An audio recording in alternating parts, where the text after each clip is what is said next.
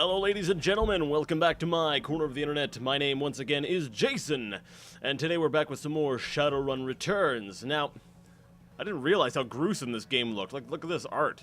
This guy just got, like, hacked up, and he was just, like, in pieces. That's pretty brutal looking. I didn't realize that, because most of the time I play the game and I'm, like, zoomed all the way out, but I zoomed in, I'm like, man, you could, like, see this guy, he's, like, torn open, and all his limbs are, like, chopped off and stuff. It's kind of, yeah. Anyways, I guess the Hellhound will have its lunch, and we're gonna go ahead and rummage through Stevie J's stuff. Purge the Metalmans? Metamans. I have no idea what that's trying to say. So let's go ahead and look through his things, because we're looking for, crap, I've already forgotten what we were looking for. Something of Coyote's, or something Coyote was here looking for, if I recall correctly.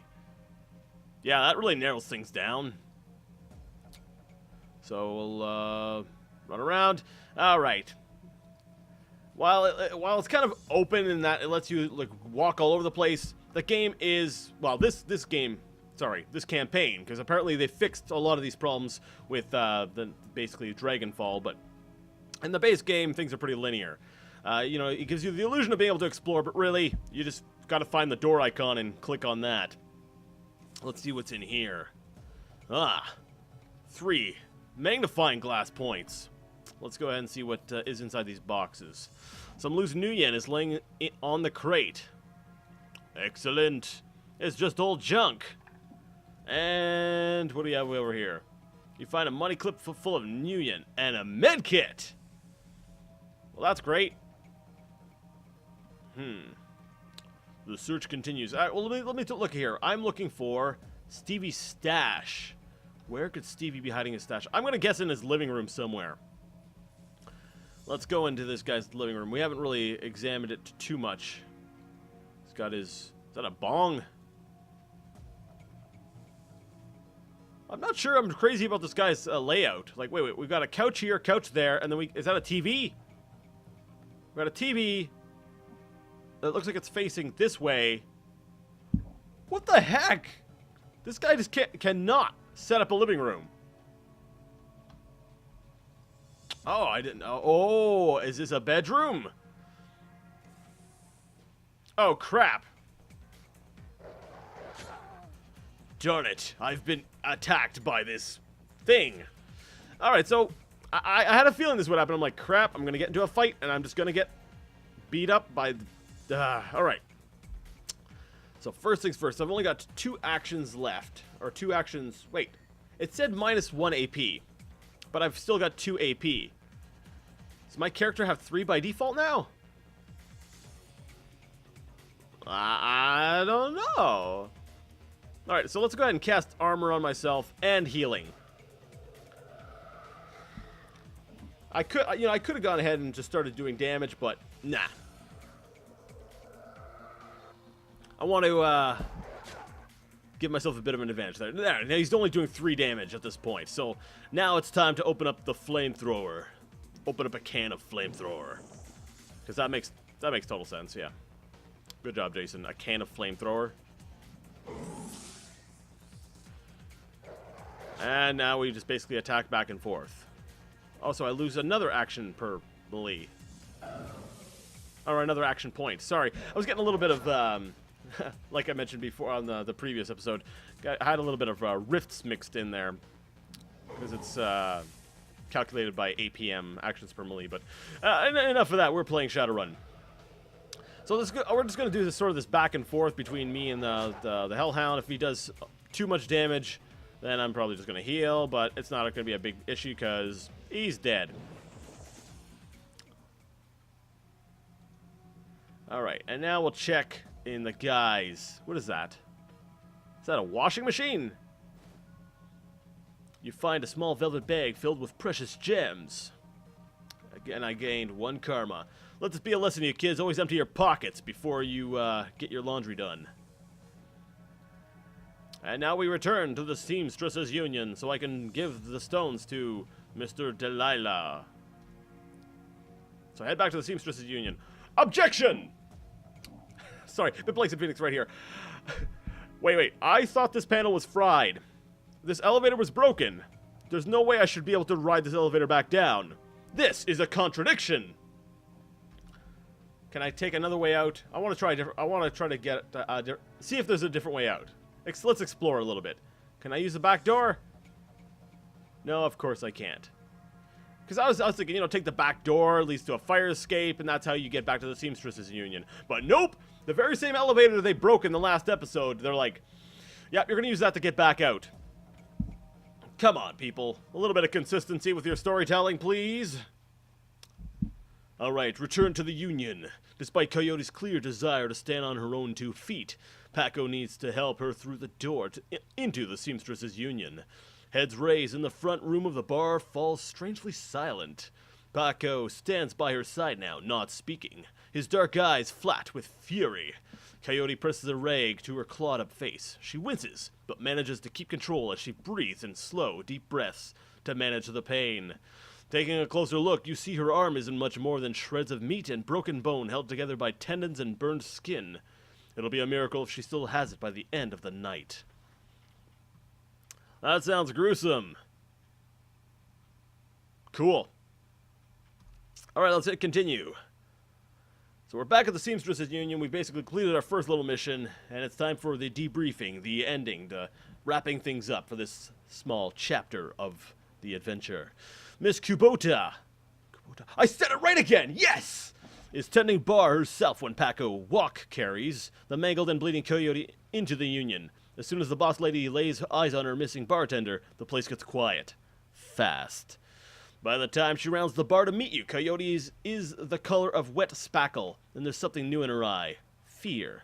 This woman has faced down hellhounds, but the sight of Miss Kabuto has her staring at the floor and mumbling. Woman, how dare you miss 2 shifts and then come back and bleed on my floor?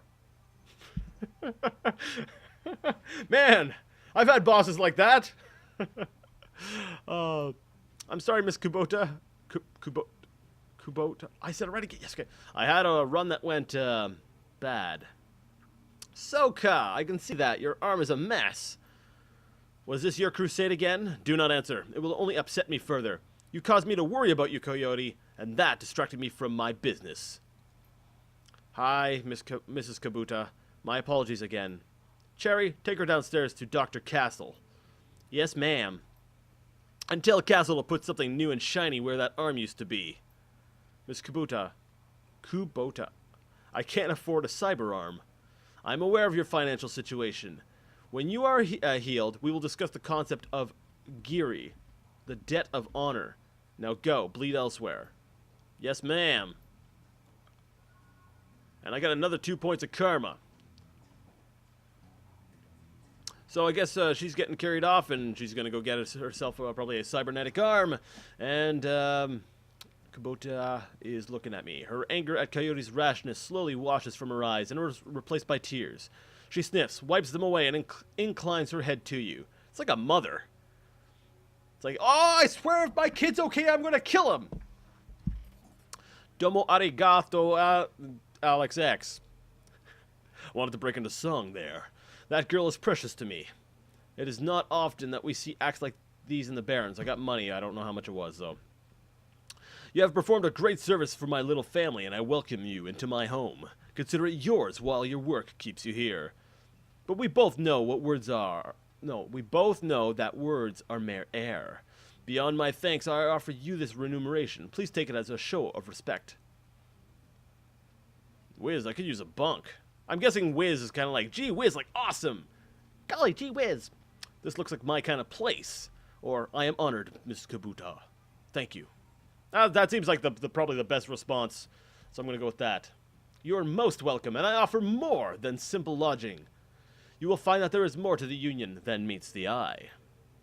Below us is a small facility, available exclusively for discriminating independent operatives like yourself.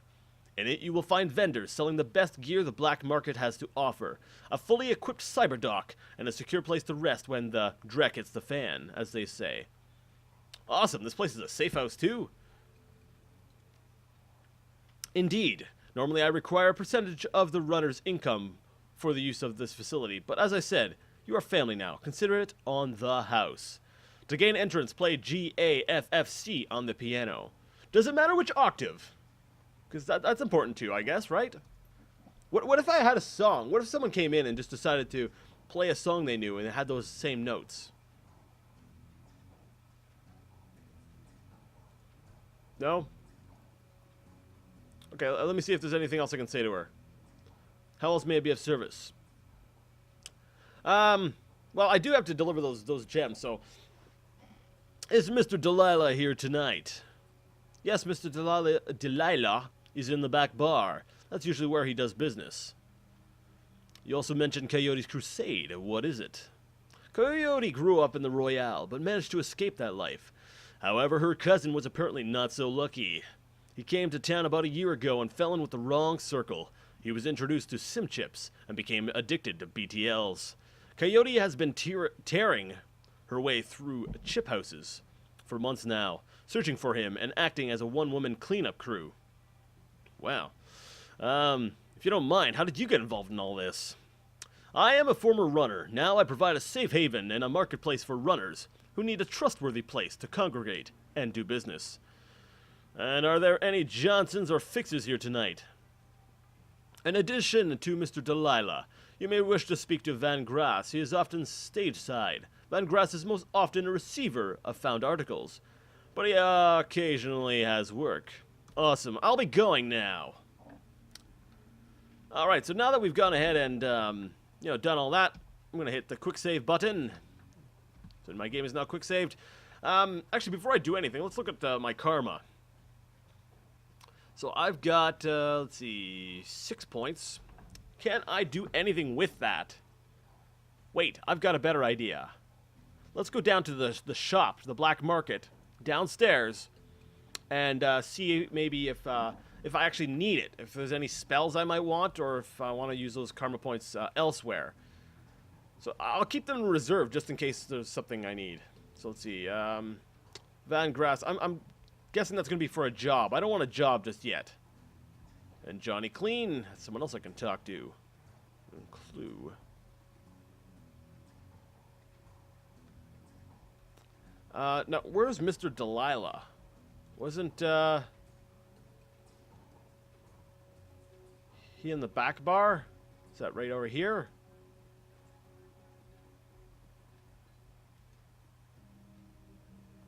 Because I was supposed to give that bag of gems to Mr. Delilah, was I not? Let me see. Find the med bay in the safe house. Optional. Meet all the black market vendors. Let's see. Rare stones. Huh. The objective's not even there. Alright, I'm gonna go check out the basement first. Before I talk to anybody upstairs, let's go ahead and take a look at the shop. See what kind of wonderful goodies they've got for us. But then again, I'm scared. If I go down here, does that mean I'm not going to be able to talk to these guys later? No, because I'll be coming back up, right? The piano looks like it's been here since the Union was built, but doesn't look like anyone has played it in earnest for almost as long. Play G-A-F-F-C. As you slowly peck the notes out on the keyboard, they spark a faint memory of wonder, immediately forgotten as the entire piano slides to the left, revealing a hidden staircase. You descend the stairs into the Union safe house. Yeah, because it's not loading an entirely new area, okay. So the entrepreneurial Mrs. Kabuta has combined everything a runner might need in a one-stop shopping experience. Black market equipment, high-end magical talismans, and a fully stocked cyber surgery dealership. Sounds nice. So yeah, I should be able to go up and back and forth between the top floor and the bottom floor. So let's go see what's here. Okay, so this is like my own personal stash. If I come down here, I can basically look in the lockers, and it has all my, we'll say, equipment and stuff like that. So, killing hands, passive. Ooh, I can increase my damage by 4. There we go. Okay. So maybe now I can start using... Okay, if that increases my passive damage by 4... Let's see, that does a damage of 4. I don't know how much damage my hands do by default. I've already forgotten.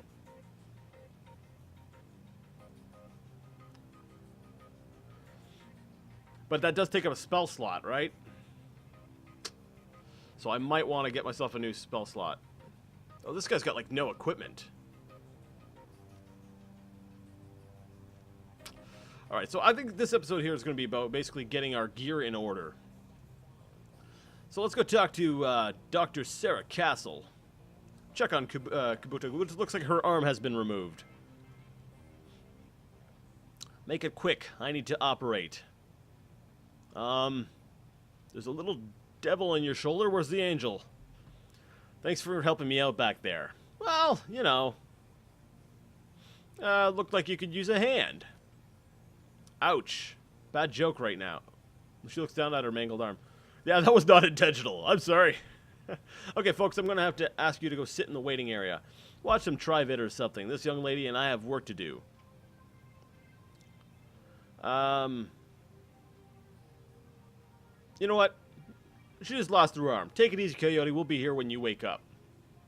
Who said anything about me going to sleep? Just give me something to bite on. You're tough, kid, but you're not that tough. Okay, you Coyote. Let's take a look at your face. Leave it. Excuse me? Coyote. I earned this face by being stupid. I'm gonna keep it. End story. Whatever you say, kid. With one swift move, she sinks a syringe into Coyote's thigh. Nighty-night. So I guess in the interim we went and watched stuff. And now we can talk to Coyote again. Coyote looks both better and worse than you last saw her. All the gaping holes are plugged and she's sporting a shiny new cyber arm. But now that the adrenaline has worn off, it's clear she needs some rest. Good morning. Thanks to the miracle of modern science, combined with Doc Castle's magical healing powers, I'm almost good as new. Better, really. That's all scarred up. Can I talk to you a few minutes, Coyote, about Sam? Sam Watts? What about him? Sam's dead. Holy dreck! Sam? I can't say I'm surprised. He was on a downward spiral for a long time. What can I tell you? Tell me about Sam. I hear you liked him. I did. He made me laugh. No one else seemed to like Sam's joke, but I did. No accounting for taste, Sam made some bad jokes. Yeah. Not when he was sober. He was chill and funny. I guess I knew him the best of everyone here. Sorry he's gone.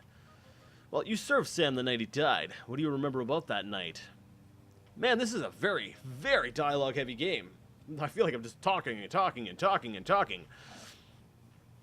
It was a pretty average night. Regular crowd, as I remember. Sam was drinking with a guy named Armitage. Armitage? Armitage. Armitag. Armitage. We'll go with Armitage. Oh, yes, Jake Armitage. We'll just say Jake from now on. Yeah, you know him? Met him. He's a charmer, too. She bites her lower lip. I like gingers. All right, well, that was... Oh, okay, I was like, that's kind of random, but if I recall correctly, yeah, he did have red hair, didn't he?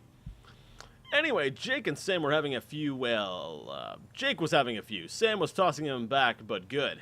Eventually, he got loud. The way he sometimes did when he mixed drinking and who knows what. And Mrs. Kabuto, I did it again, wanted him ejected. Mr. Clue wasn't around, can't remember why, so she asked Jake to do the honors.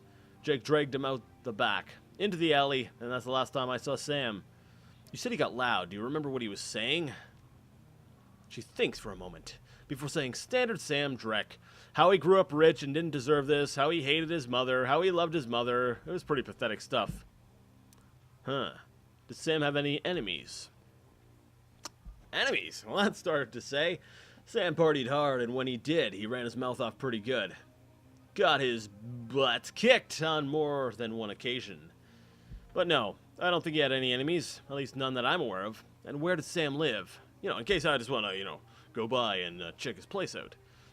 On the streets, mostly. Alright, I've already checked them out.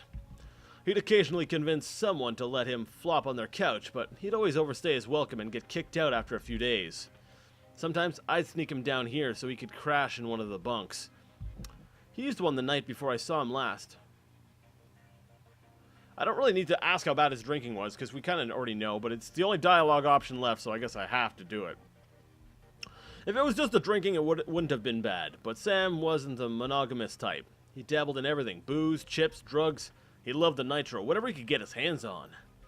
It wasn't always like that, but once he got sick, he started using more and more stuff to try and forget about it. Wait, Sam was sick? Dying, didn't you know?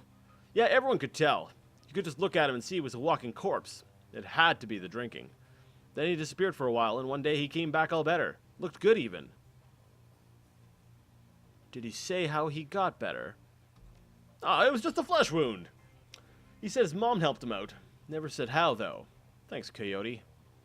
Now I need you two to do something for me. What do you need, babe? Yeah. I need you to talk to Mr. Delilah for me about the Royale run. He's usually upstairs. Yeah, but he wasn't when I went there. Tell him I didn't get the gems. Maybe I can take another run at it when I recover. I will.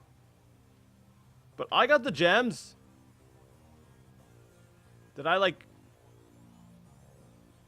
break sequence or something?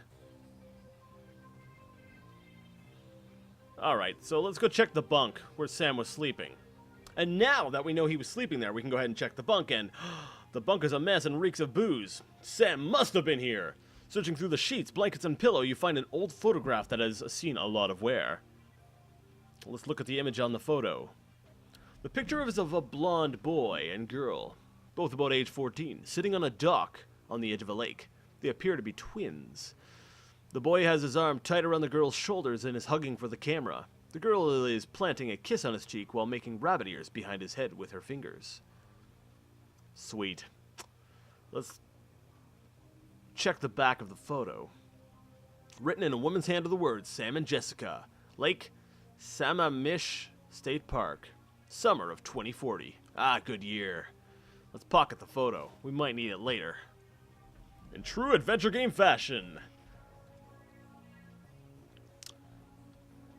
Alright, you know, I've done a lot of reading. I've done a lot of reading today. I think I'm going to take a break right now. We're going to end things here.